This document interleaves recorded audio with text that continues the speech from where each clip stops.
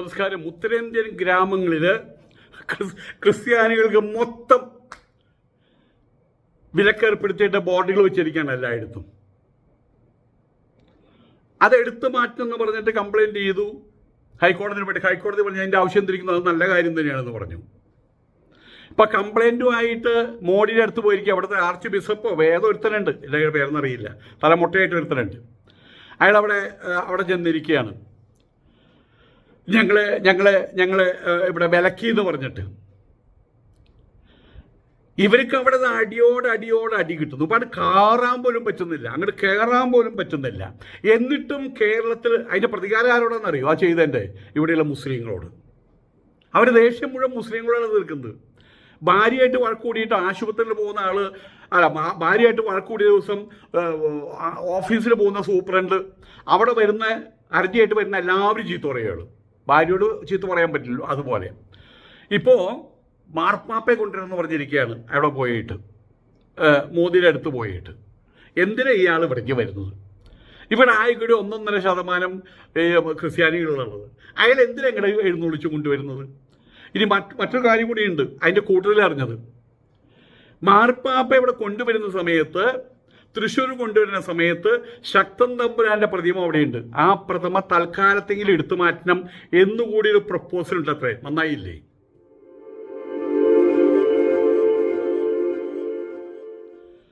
നമസ്കാരം. ഉത്തരേന്ത്യൻ ഗ്രാമങ്ങളിലേക്ക് കടന്നു പോകരുത്. ധാരാ പറയുന്നത് ബജ്രംഗ് ദളോ RSSോ? അവർ നേരത്തെ പറഞ്ഞതാണ്. അതിൻ്റെ പേരിൽ കുറേ അടി വാങ്ങിച്ച് കെട്ടിയിട്ടുണ്ട് ഇവർക്ക്. ഇവരുടെ കുലത്തൊഴിൽ ഈ മതം മാറ്റലാണ് ഇവരുടെ കുലത്തൊഴിൽ. ബൈബിൾ വായിക്കലും പഠിക്കലൊന്നുമല്ല. ഇവരുടെ കുലത്തൊഴിൽ വിദേശത്ത് പൈസ ഉണ്ടാക്കാൻ വേണ്ടി മതം മാറ്റൽ. ഇതന്നെയാണ് മറ്റോളം ചെയ്തിരുന്നത് മദർ തെരേസ. അപ്പോൾ ഏതായാലും ഇപ്പോൾ അതൊക്കെയും കൃത്യമായിട്ട് അതിന് ഒരു പരിഹാരം കണ്ടെത്തിയിരിക്കുകയാണ് ഹൈക്കോടതി തന്നെ. ഇനി ഇവിടേക്ക് ആരും കടന്നു വരണ്ട. മതം മാറ്റാൻ വേണ്ടി മാത്രമാണ് ക്രിസ്ത്യാനികൾ അവിടെ ചെല്ലുന്നത്. ക്രിസ്ത്യാനികൾ പല വിഭാഗങ്ങളുണ്ട്. അപ്പോൾ ഇവർ മതം മാറ്റുമ്പോൾ അവർ പറയാം അത് ഞങ്ങളല്ല. ഇവർ മതം മാറ്റുമ്പോൾ ഇവർ പറയാം അത് ഞങ്ങളല്ല. കുരിശ് പാർട്ടികൾ, കുരിശ് കൃഷി അവരുടെ സ്ഥിരം പരിപാടിയാണ്. ആയതുകൊണ്ട് തന്നെ ഇപ്പോൾ ഒരു പുതിയൊരു സംഭവം ഉണ്ടായിരിക്കുകയാണ്. ഇവർ വലിയ വിഷമമൊക്കെയും പറഞ്ഞ് അവിടെ കോടതിയിൽ കൊണ്ട് കേസ് കൊടുത്തു. ഞങ്ങൾക്ക് ഇവിടെ കടക്കാൻ പറ്റുന്നില്ല. ഇവിടെ മറ്റേ ബോർഡ് എല്ലായിടത്തും ഗ്രാമാന്തരങ്ങൾ മുഴുവൻ ബോർഡ് വെച്ചിരിക്കുകയാണ്. ഇനി ഈ തലയിൽ വെയിലിട്ടിട്ടുള്ള അത് മറ്റേ ശിരോവസ്ത്രം ധരിച്ച ഈ പള്ളിപ്പെണ്ണുങ്ങൾ, കുരിശ് ധരിച്ച് ലോഹ ധരിച്ച് നടക്കുന്ന ഈ ചെകുത്താന്മാരും ഇവിടേക്ക് വരണ്ട. എന്ത് കാര്യത്തിനാലും ഇവിടേക്ക് വരണ്ട എന്ന് പറഞ്ഞിരിക്കുകയാണ്. ഛത്തീസ്ഗഡിലാണ് അതിന് തുടക്കം വെച്ചത്. അപ്പം ഇനിയിപ്പോൾ മതം മാറ്റാൻ വേണ്ടിയിട്ട് വരണ്ടെന്നല്ല, നിങ്ങൾ വരണ്ട എന്ന് പറഞ്ഞിരിക്കുകയാണ്. അപ്പോൾ അതിനെതിരെ ഇപ്പോൾ സിറോ മലബാർ സഭ അവിടെ പടകളക്കം ആരംഭിച്ചിരിക്കുകയാണ്. വല്ല കാര്യമുണ്ടോ? ഈ കേരളത്തിൽ മാത്രമാണ് അവർ അടിയും കാലം തഴി നടക്കുന്നത്, വർഗോറ്റികളും വള്ളംകോരികളായിട്ട് ഈ RSകാരുടെ. പക്ഷേ അഖിലേന്ത്യാ ബേസിൽ ഇവർ ആഭ്യന്തര ശത്രുക്കളാണ്. അതിലൊരു മാറ്റവും വന്നിട്ടില്ല. എന്നിട്ട് അവധ പറയാൻ പോകുന്ന എവിടേക്കാണെന്നറിയോ? നരേന്ദ്രമോദിയുടെ അടുത്തേക്ക്. വരൂ, ഇരിക്കൂ. വരൂ, ഇരുന്നു. എന്താ പ്രശ്നം? അത് ഞങ്ങൾക്ക് ഉത്തരേന്ത്യയിൽ കടക്കാൻ പറ്റാത്ത രീതിയിൽ ഹൈക്കോടതി ഞങ്ങൾക്ക് വിലക്ക് ഏർപ്പെടുത്തിയിരിക്കുകയാണ്. ഞങ്ങൾ 2ാം തരം പൗരന്മാരാക്കി മാറ്റിയിരിക്കുകയാണ്. ഇതൊരു വലത് തീവ്രപക്ഷ നിലപാടാണ്. ഹിന്ദുത്വ തീവ്രപക്ഷ നിലപാടുകളാണ്. ആയതുകൊണ്ട് തന്നെ അതിനൊരു പരിഹാരം ഉണ്ടാക്കി തരണം. ഞങ്ങളുടെ പുണ്യാളച്ച, ഇപ്പോൾ പുണ്യാളനാരാ? നരേന്ദ്രമോദിയാണ്. നരേന്ദ്രമോദി പറഞ്ഞു അതിനെന്താ ബുദ്ധിമുട്ട്? നാളെ തന്നെ എല്ലാവരോടും വിളിച്ചു പറയാം. അപ്പോൾ ഞാൻ കാര്യം ചോദിച്ചോട്ടെ, ഇപ്പോൾ ഈ നിങ്ങൾ അവിടെ ഈ കടക്കരുന്ന് ഹൈക്കോടതി വിധിക്കാനുള്ള കാരണം എന്താണ്? അല്ല, അത് ഞങ്ങൾ അവിടെ പോയിട്ട് ഈ മറ്റേ ഗോതമ്പ് പൊടിയും അതൊക്കെ കൊടുത്ത ആൾക്കാരെ മതം മാറ്റാറുണ്ട്. അതങ്ങോട്ട് നിർത്തിക്കോളൂന്നേ നരേന്ദ്രമോദി പറഞ്ഞു. അതങ്ങോട്ട് നിർത്തിക്കോളൂന്നേ. നിസ്സാര കാര്യമല്ലേ? അതാ നിർത്തി കഴിഞ്ഞാൽ പ്രശ്നം കഴിഞ്ഞു. ഏതായാലും ഇളിഞ്ഞു പൊളിഞ്ഞ് തിരിച്ചു വന്നിട്ടുണ്ട്. ഈ മരപ്പാപ്പയെ നിങ്ങൾ വരാൻ പോകുന്നില്ല. എന്തിനാ അയാളെ ഇങ്ങോട്ട് കെട്ടി എഴുന്നള്ളിക്കുന്നത്? എന്തിനു വേണ്ടിയിട്ടാണ്?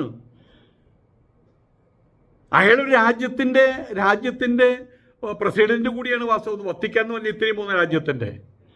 അങ്ങനെ ഒരാളിവിടെ വരണമെങ്കിൽ അത് രാജ്യമാണ് നിശ്ചയിക്കേണ്ടത്. റഷ്യൻ പ്രസിഡന്റ് വരാൻ നിൽക്കുന്നുണ്ടല്ലോ, അമേരിക്കൻ പ്രസിഡന്റ് വരാൻ നിൽക്കുന്നുണ്ടല്ലോ, അതൊക്കെ ക്ഷണിച്ചു കൊണ്ടിരും. ഇയാളെ എന്തിനാണ് ഇവിടെ ക്ഷണിച്ചു കൊണ്ടിരുന്നത്? അതെന്തോ ആകട്ടെ. ഏതായാലും ഛത്തീസ്ഗഡിലെ ക്രിസ്ത്യാനികൾക്ക് വിലക്കേർപ്പെടുത്തിയ സംഭവം, ബോർഡ് വെച്ച സംഭവമായിട്ട് കരഞ്ഞ് പിഴിഞ്ഞ് ചെല്ലുന്ന ആരുടെ അടുത്തേക്ക്? നരേന്ദ്രമോദിയുടെ അടുത്തേക്ക്. നരേന്ദ്രമോദി ആരാ മുതൽ? അദ്ദേഹം ഗുരുജി ഗോൾവാൾക്കർ. ആ ഗോൾവാൾക്കറുടെ വിനീതദാസനാണ്, വീര സവർക്കറുടെ വിനീതദാസനാണ്.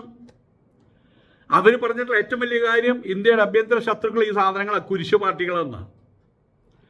അവരുടെ അടുത്ത് പോയിട്ടാണ് പറയുന്നത് ഞങ്ങൾ മതം മാറ്റിയതിന് ചെറിയ കുറ്റം മാത്രമേ ചെയ്തുള്ളൂ, അതിനോട് അങ്ങോട്ട് കടക്കരുത് എന്ന് പറഞ്ഞു. നരേന്ദ്രമോദി അങ്ങനെയോ എന്ന് മുഖം കൊണ്ട് പറയേണ്ടി ഉള്ളിൽ പറയും, നിങ്ങൾക്ക് നന്നായുള്ളൂ, കിട്ടിയത് നന്നായുള്ളൂ, ഇനിയും കിട്ടും നിങ്ങൾക്ക് എന്ന് ഉള്ളിലും പറയണ്ടാവും. അതല്ലേ ചെയ്യുക. ഛത്തീസ്ഗഡിലെ തുടക്കം വെച്ചത് അവിടെ വരുന്ന ഈ മതപരിവർത്തനത്തിൽ വരുന്ന ക്രിസ്തുമത വിശ്വാസികൾ, ഇനി അവിടെ ക്രിസ്തുമതം സ്വീകരിച്ച ആൾക്കാരുണ്ട്, കുറേ പാവങ്ങൾ. അവർക്ക് അത് കൊടുക്കാം, ഇത് കൊടുക്കാം. നിങ്ങളുടെ ഇപ്പോൾ ആരാധിക്കുന്ന കൃഷ്ണൻ ആരാ? അയാൾക്ക് 16,000 ഭാര്യമാരല്ല. ഇങ്ങനെയുള്ള വൃത്തിയടക്കിയാണ് പറഞ്ഞത്. 10 തലയിലെ രാവണൻ്റെ കഥ പറയുന്നത് ശരിയാണോ? വിഡ്ഢിത്തങ്ങൾ. ഇതൊക്കെ പറഞ്ഞ് പല രൂപത്തിലും പല ഭാവത്തിലും മറ്റുള്ള ഹിന്ദുമതത്തെ വല്ലാതെ കുത്തി നോവിച്ച് അതിനെ അവഹേളിച്ച് അപമാനിച്ച് എന്നിട്ട് അവർക്ക് എന്തെങ്കിലും പൊടിയും കൊടുത്ത് മതമറ്റപ്പോൾ ഈ മതപരിവർത്തനം നടത്തിയ ആളുകൾ, പരിവർത്തിത ക്രിസ്തു മതക്കാരും അവിടെ കടക്കണ്ട പറഞ്ഞിരിക്കുകയാണ്, കാല് തല്ലുപിടിക്കുന്നു പറഞ്ഞിരിക്കുകയാണ്. നിങ്ങളും പോയിക്കോ, അവരൊപ്പം പോയിക്കോ. നിങ്ങൾ മതം മാറിയില്ലേ, നിങ്ങൾ അവരൊപ്പം പോയിക്കോ, അത് ശരിയല്ലേ? ഒരു വീട്ടിലൊരുത്തം പറയും എനിക്ക് നിങ്ങളെ വേണ്ട, അപ്പോൾ അവർ പറയില്ലേ നന്ദി പൊക്കോ. ഏതായാലും അതിൽ പ്രതിഷേധിച്ചിരിക്കുകയാണ് സീറോ മലബാർ സഭ. പ്രതിഷേധം എന്താ? വാസ്തവത്തിൽ ഇവരുടെ പ്രതിഷേധം ഇന്ത്യയെ സംബന്ധിച്ചിടത്തോളം ഒരു ചായക്കോപ്പയിലെ കൊടുങ്കാറ്റ് മാത്രമല്ല, ആര് വില വയ്ക്കുന്നത് ഇവരെ? ഇവിടെ തന്നെ ഈ കേരളത്തിൽ തന്നെ ഇവർ തമ്മിലടിയാണ്. ഇവർക്ക് അവരെ കണ്ടുകൂടാ, അവർക്ക് ഇവരെ കണ്ടുകൂടാ. ആ എറണാകുളം അങ്കമാലിയിലൊക്കെ ഉണ്ടല്ലോ, ഇവരുടെ ബിഷപ്പോ ആർച്ച് ബിഷപ്പോ വളഞ്ഞ ബിഷപ്പോ ആർച്ചല്ലാത്ത ബിഷപ്പോ ആരും അതിലും അടിയാണ് ഇവിടെ.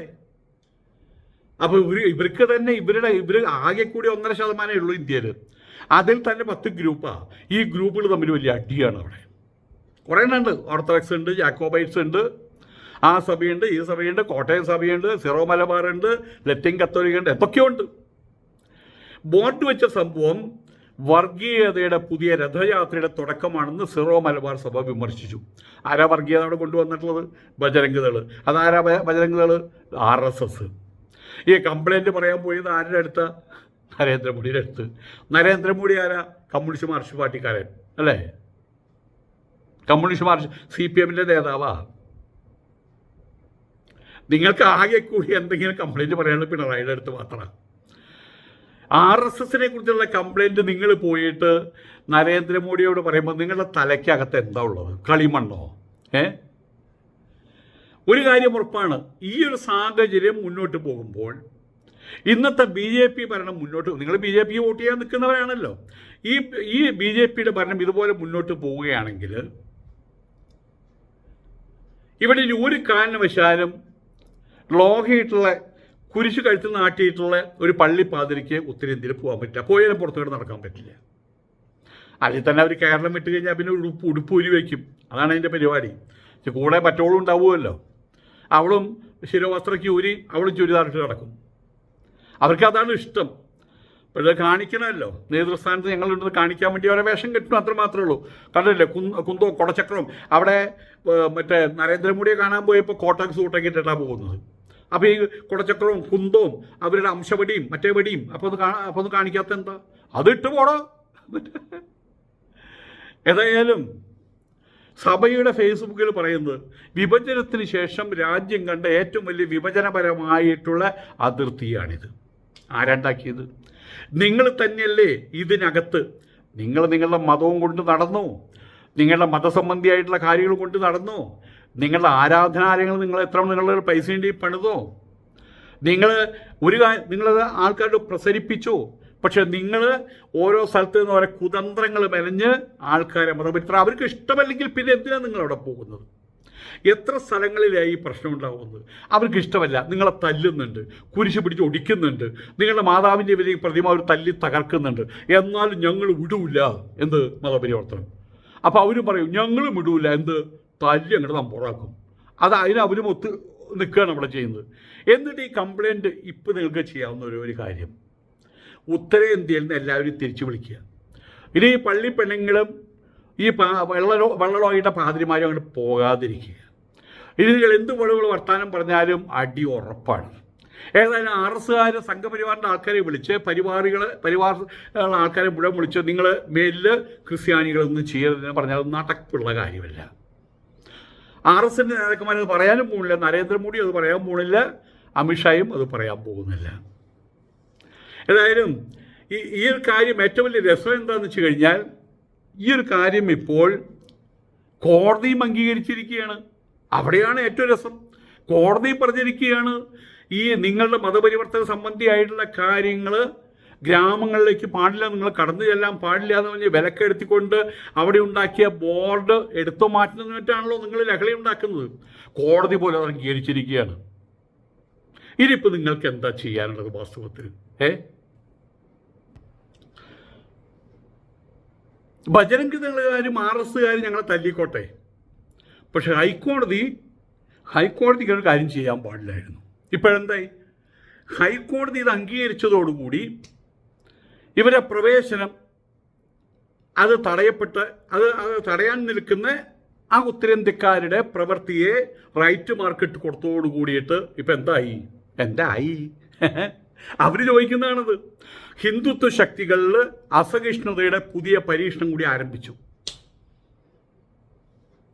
ഇനിയിപ്പോൾ ഈ പറയുന്ന ആളുകൾ അവിടെ ചെന്ന് മതപരിവർത്തനം ചെല്ലുമ്പോൾ അവരെ തല്ലി ചതച്ചാൽ പോലീസുകാരെ എടുത്തുകൊണ്ട് കേസ് കൊടുക്കാൻ പറ്റുമോ? ഹൈക്കോടതി വിധിയുള്ളതാ, എന്തിനാണ് കടത്തേന്ന് ചോദിക്കും. ഇവരെവിടെയെന്ന് വെച്ച് പിടിച്ച് പോലീസ് സ്റ്റേഷനിൽ കൊണ്ട് ചെന്ന് കഴിഞ്ഞാൽ പോലീസ് 1 രൂപത്തിൽ കേസ് എടുക്കും. കാര്യം ഹൈക്കോടതി വിധിയുള്ളതാ, എന്തിനാണ് അവിടെ കടന്നതെന്ന് ചോദിക്കും. തല്ല് കിട്ടിയ കാര്യം പിന്നെ ആവാം, നിങ്ങൾ എന്തിനാണ് അവിടേക്ക് പോയത്, പോകാൻ പാടില്ലെന്ന് ഹൈക്കോടതി പറഞ്ഞിട്ടുള്ളതെന്ന് ചോദിക്കും. ഹൈക്കോടതി നടപടി സുപ്രീം കോടതിയിൽ ഞങ്ങൾ ചോദ്യം ചെയ്യും. സുപ്രീം കോടതിയും ഇന്ത്യയിൽ തന്നെയാണ് കേട്ടോ. ഇന്ത്യയുടേതായിട്ടൊരു സംസ്കാര പദ്ധതിയുണ്ട്. അതെന്താണ്? അത് എല്ലാ മതങ്ങളെയും അംഗീകരിക്കുന്നൊരു പദ്ധതിയാണത്. ഇതൊരു മതേതരത്വ വാഴ്വ് നടക്കുന്നൊരു സ്ഥലമാണത്. അത് പ്രകാരം മുന്നോട്ട് പോവുകയും ചെയ്യാം. നിങ്ങൾക്ക് നിങ്ങളുടേതായുള്ള എല്ലാ അധികാരം കൊണ്ട് മതം ഉൾക്കൊള്ളാനും മതം പഠിക്കാനും പഠിപ്പിക്കാനും പ്രസരിപ്പിക്കാനും ഒക്കെ അവകാശമുണ്ട്. പക്ഷേ കുതന്ത്രങ്ങൾ, മതപരിവർത്തനത്തിൻ്റെ പേരിൽ ഇപ്പോൾ വലിയൊരു 10-17% മുസ്ലിങ്ങൾ ഇവിടെയുണ്ട്. മതപരിവർത്തനത്തിൻ്റെ പേരിൽ അവർ ആരെങ്കിലും അവിടെ അടിയന്തരം ഉണ്ടാക്കിയിട്ടുണ്ടോ? അവർ മതപരിവർത്തനം നടത്തുന്നവരല്ല. ചെന്ന് കയറി എനിക്ക് മതപരിവർത്തനം നടത്തണമെന്ന് പറഞ്ഞു കഴിഞ്ഞാൽ അതവർ യോഗ്യനാണെങ്കിൽ, കൃത്യമായിട്ട് വിശ്വാസമുള്ള ആളാണെങ്കിൽ അവിടെ മതപരിവർത്തനം നടത്തുന്നത് ഒരു കുഴപ്പമില്ല. ഇവിടുന്ന് അതിന് ഒരു കൂട്ടം ആൾക്കാർ കേരളത്തിൽ നിന്നാണ് പോകുന്നത്. കേരളത്തിൽ നിന്ന് പോയിട്ട് അവിടെ പോയിട്ടാണ് ഈ വിക്രാസ്. ആയതുകൊണ്ട് ഇപ്പോൾ ഏറ്റവും വലിയ കാര്യം എന്താ അറിയുമോ? മലയാളീസ് എന്ന് പറഞ്ഞു കഴിഞ്ഞാൽ തന്നെ, മല്ലൂസ് എന്ന് പറഞ്ഞു കഴിഞ്ഞാൽ തന്നെ ഉത്തരേന്ത്യക്കാർക്ക് വെറുപ്പാണ്. കാരണം ഇത് മതപരിവർത്തനത്തിൻ്റെ അളന്ന് ധരിക്കുന്നത്. കേരളീയരോട് തന്നെ വെറുപ്പുണ്ടാക്കുന്ന രീതിയിലാണ് ഇവരെ പെരുമാറ്റങ്ങൾ നടന്നത്. ഒരു ക്രിസ്ത്യാനിയായിട്ടുള്ള ആൾക്ക് ഇന്ന് ഉത്തരേന്ത്യയിൽ പോയിട്ട് ധൈര്യത്തോടുകൂടി ജോലി ചെയ്യാൻ പറ്റില്ല. എപ്പോഴാണ് തലയും മടി കിട്ടുമെന്ന് അറിയില്ല. ഞാൻ പോകണമുണ്ടല്ലോ, അവൻ ക്രിസ്ത്യാനിയെന്ന് പറഞ്ഞാൽ മതി. അതിൽ ഏതെങ്കിലും ഒരു ഹിന്ദുത്വ തീവ്രവാദിൻ്റെ അയാൾ പിടിച്ചു തല്ലും. അത് ഇവരായിട്ട് ഉണ്ടാക്കി വെച്ചതാണ്. ഇത്ര കാലം ഉണ്ടായിരുന്നില്ലല്ലോ അത്. ഏതായാലും ഇന്ത്യയെ മതേതരത്വമായി നിലനിർത്തുന്നതിന് ഹിന്ദുത്വ അധിനിവേശനത്തിനെതിരായിട്ടുള്ള ഈ പോരാട്ടം അത് മറ്റു വർഗീയതയുമായിട്ടോ തീവ്രവാദങ്ങളുമായിട്ടോ താരതമ്യം ചെയ്തുകൊണ്ടോ അല്ലെങ്കിൽ വിശുദ്ധ നിശബ്ദത പാലിച്ചുകൊണ്ടോ ആകരുത്. ഹിന്ദുത്വ, അതായത് ഇന്ത്യയെ മതേതരമായിട്ട് നിലനിർത്തണമെന്നാണ് പറയണത് ഇവർ. അത് തന്നെയാണ് ഇവിടെ എല്ലാവരും പറയുന്നത്. പക്ഷെ നിങ്ങളാണ് അതിനെ ഉല്ലംഘിച്ചുകൊണ്ട് തെമ്മാടിത്തരം കാണിക്കുന്നത്. ഏതായാലും ഇപ്പോൾ ഇവർ പറയുന്നത് ഹിന്ദുത്വ അധിനിവേശം, ഈ വാക്കുകൾ ഉപയോഗിക്കുന്നത് ചെള്ളടിച്ച് പൊളിക്കില്ലേ. ഇപ്പം ഓക്കി പറഞ്ഞോണം അവിടെ ബജരംഗ് ദളും ഹനുമാൻ ദളും കരടി ദളും ഒക്കെ ആയിട്ട് അവിടെ നടക്കുന്ന ആൾക്കാർ. അതിൻ്റെ പറഞ്ഞ കണ്ടില്ലേ ഹിന്ദുത്വ അധിനിവേശം. ഏതായാലും ഇത്തരം അധിനിവേശത്തെ നമ്മൾ തടയണം. ആരെയും പറഞ്ഞാൽ അറിയോ? ഞണ്ടത്തൊന്നര മാത്രമുള്ള ആൾക്കാരെ പറയുന്നത് തടയണമെന്ന്. അപ്പം ഇവരെ എല്ലാത്തിനെയും കൂടിയിട്ട് ഒരു പാത്രം എടുത്തിട്ട് അതിനകത്ത് അടച്ചു പൂട്ടിയിട്ട് അവരും കുഴിച്ചിടും. അതുണ്ടാവും ഉത്തരേന്ത്യക്കാർ. അത്രയേ ഉള്ളൂ വിറ്റകൾ അവിടെ. എന്നിട്ടാണ് ഗോപുരം കുത്താൻ വേണ്ടിയിട്ട് കുനിയൻ്റെ പോക്ക്. ഒടുവിൽ നിങ്ങൾ ഞങ്ങളെ തേടിയെത്തി എന്ന ഫാസിസ്റ്റ് വിരുദ്ധ വാക്കുകൾ ദുരുപയോഗം ചെയ്യുന്ന വർഗീയ തീവ്രവാദികളുടെ പ്രലോഭനങ്ങൾക്ക് നാം ചെവി കൊടുക്കരുത്. ഈ പോരാട്ടം ഏതെങ്കിലും തരത്തിലുള്ള മതഭ്രാന്തുമായിട്ട് സഖ്യത്തിലായിരിക്കുകയും അരുത്. ഏതെങ്കിലും മതഭ്രാന്തികളായിട്ട് സഖ്യത്തിലാവരുത്. നിങ്ങൾ കേരളത്തിൽ ആരോടാ സഖ്യത്തിലായിട്ടുള്ളത്? നിങ്ങളൊന്ന് കുറച്ച് കണ്ണടച്ച് ഒന്ന് ചിന്തിക്കുക. നിങ്ങളിവിടെ RSൻ്റെ ചന്തി കഴുകാൻ ആസനം കഴുകാൻ നടക്കുന്നവരല്ലേ നിങ്ങൾ? ഈ RSകാരല്ലേ നിങ്ങൾ മതഭ്രാന്തന്മാരെന്ന് വിളിക്കുന്നത്? ഇപ്പോൾ മതഭ്രാന്തന്മാരും അതുപോലെ തന്നെ ഹിന്ദുത്വ അധിനിവേശത്തിൻ്റെ ആളുകളെന്ന് വിളിക്കുന്ന ആരെ? RSകാരെ. ആ RSSകാർ തൂറിക്കഴിഞ്ഞാൽ കഴുകി കൊടുക്കലല്ലേ നിങ്ങളുടെ കേരളത്തിലെ തൊഴിൽ? ഇലക്ഷൻ വരാൻ പോവുകയാണ്. അതിനുണ്ട് ഏതെല്ലാം രീതിയിൽ BJP കാൻഡിഡേറ്റിനെ ജയിപ്പിക്കാൻ അല്ലേ നിങ്ങൾ നിൽക്കുന്നത്? നിങ്ങളുടെ പ്രശ്നം സത്യം പറഞ്ഞാൽ അടിസ്ഥാനപരമാണ്. നിങ്ങൾ തല്ല് വാങ്ങിച്ച് കിട്ടുന്നത് വെറുതെ അല്ല. നിങ്ങൾ ഉത്തരേന്ത്യയിൽ തല്ല് വാങ്ങിച്ച് കിട്ടും, എന്നിട്ട് ഇവിടെ വന്ന് പ്രതികാരം ചെയ്യും. ആരോടാ? അവിടെ ഹിന്ദുത്വവാദികളാണ് നിങ്ങളെ തല്ലുന്നത്. ഇവിടെ ആരോടാ നിങ്ങൾക്ക് പ്രതികാരം ചെയ്യും? ആരോടാ പ്രതികാരം ചെയ്യേണ്ടത്? ഇവിടുത്തെ RSകാരോട്, സംഘപരിവാറിനോട്. പക്ഷെ നിങ്ങൾ ആരോടാ പ്രതികാരം ചെയ്യുന്നത്? മുസ്ലിങ്ങളോട്. അതെന്താ കഥ? അവരെന്ത് പിഴച്ചു? നിങ്ങളുടെ മുഖത്ത് നോക്കി അവർ വിരൽ ചൂണ്ടുന്നുണ്ടോ? അവരേതെങ്കിലും ഉസ്താദുമാർ ഏതെങ്കിലും ബിഷപ്പിനെ കുറിച്ച് തെറി പറയുന്നുണ്ടോ? ആയതുകൊണ്ട് തന്നെ നിങ്ങൾ സത്യം പറഞ്ഞു കഴിഞ്ഞാൽ അവിവേകികളായിട്ട് മാറിയിരിക്കുക. എന്താ ചെയ്യേണ്ടതെന്ന് നിങ്ങൾക്കറിയില്ല. നിങ്ങളെ തല്ലി ഒതുക്കി കൂട്ടുന്ന ഇഞ്ച പരുവത്തിലാക്കുന്ന ഉത്തരേന്ത്യയിലെ ഹിന്ദുത്വവാദികളുമായിട്ട് നിങ്ങളിവിടെ കൂട്ടുകെട്ട്. അവിടെയാണ് വലിയൊരു ചോദ്യചിഹ്നം അവശേഷിക്കുന്നത്. എന്താ കഥ? ഞങ്ങളൊക്കെ അതാ ചിന്തിക്കുന്നത്. ഇപ്പം പറയുന്നു ഏതെങ്കിലും മതഭ്രാന്തൻ ഉള്ള ആൾക്കാരുടെ കൂട്ടുകൂടരുത് എന്ന്. അത് പൗരാവകാശങ്ങളുടെ മാഗ്ന കാർട്ടയായിട്ടുള്ള ഇന്ത്യൻ ഭരണഘടനയെ ഉയർത്തിപ്പിടിച്ച് മാത്രമേ നടത്താവൂ. അത് ഈ പോരാട്ടം ഹിന്ദുത്വ അധിനിവേശം, വലതുപക്ഷ തീവ്രവാദം, ഉത്തരേന്ത്യയിൽ നടക്കുന്ന RSകാരുടെ പരിപാടിക്കെതിരായിട്ടുള്ള അതിന് പ്രതിരോധം തീർക്കുന്നു, അതിനെതിരായിട്ട് സഞ്ചരിക്കുന്നു.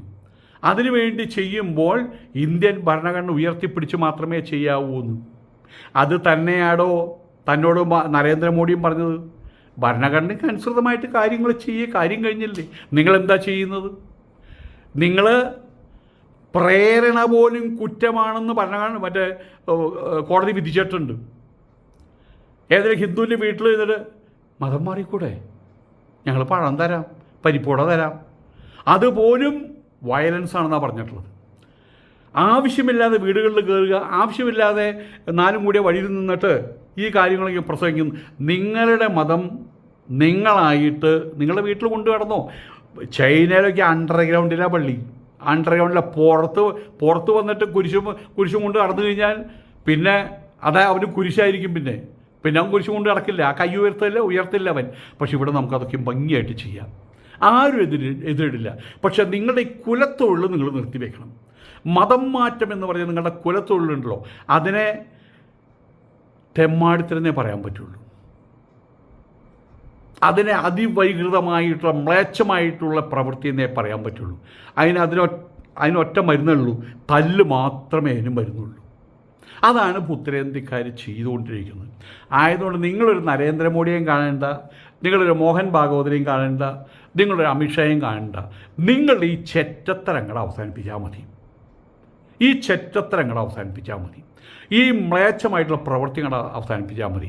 ഈ മതം മാറ്റങ്ങൾ അവസാനിപ്പിച്ചാൽ മതി. അല്ലെങ്കിൽ ഇനി എന്തുണ്ടാവും എന്നറിയാമോ? നിങ്ങൾ മതം മാറ്റാൻ ചെന്ന ആൾക്കാരെ മുഴുവൻ കുഴിച്ചു മൂടും. അങ്ങനെ നിങ്ങളുടെ മതത്തിൻ്റെ ആൾക്കാർ കുറഞ്ഞു പോകും. വേറൊരാൾ പറഞ്ഞൊരു കാര്യം എനിക്ക് വളരെ ഇതായിട്ട് തോന്നി, എന്തായാലും പറയാം, അഡ്വൈസബിളായിട്ട് തോന്നി. കുറേ പള്ളിപ്പണങ്ങളുണ്ടല്ലോ, മതിച്ചു നടക്കുന്ന പണ്ണിപ്പള്ളങ്ങൾ അവറ്റൊക്കെയും ഗർഭമുണ്ടാക്കണോ? അങ്ങനെ ആൾക്കാരെ വർദ്ധിപ്പിക്കുക. അങ്ങനെ നിങ്ങൾ ഹിന്ദുത്വ ശക്തികളുടെ അധിനിവേശത്തിനെതിരെ സമരം പ്രഖ്യാപിക്കുക. ഇന്നേക്ക് 10 മാസം കഴിയുമ്പോൾ ഇവിടെയുള്ള സകല പള്ളിപ്പണങ്ങളും വയറും വീർപ്പിച്ച് അയ്യോ അയ്യോ എന്ന് പറഞ്ഞിട്ട് ലേബർ റൂമിലെത്തട്ടെ. അങ്ങനെയാണോ പ്രതികാരം ചെയ്യേണ്ടത്? എന്താ നോക്കിക്കൂടെ? സിമ്പിളായിട്ടുള്ള കാര്യമല്ലേ, രസകരമായിട്ടുള്ള കാര്യമല്ലേ? ഫ്രാങ്കോക്കും കാണിച്ചു തന്നതല്ലേ, റോബിൻ കാണിച്ചു തന്നതല്ലേ, പൂതർക്ക കാണിച്ചു തന്നതല്ലേ, കോട്ടൂരാൻ കാണിച്ചു തന്നതല്ലേ? അതങ്ങടെ അനുവർത്തിക്കുക. എന്താ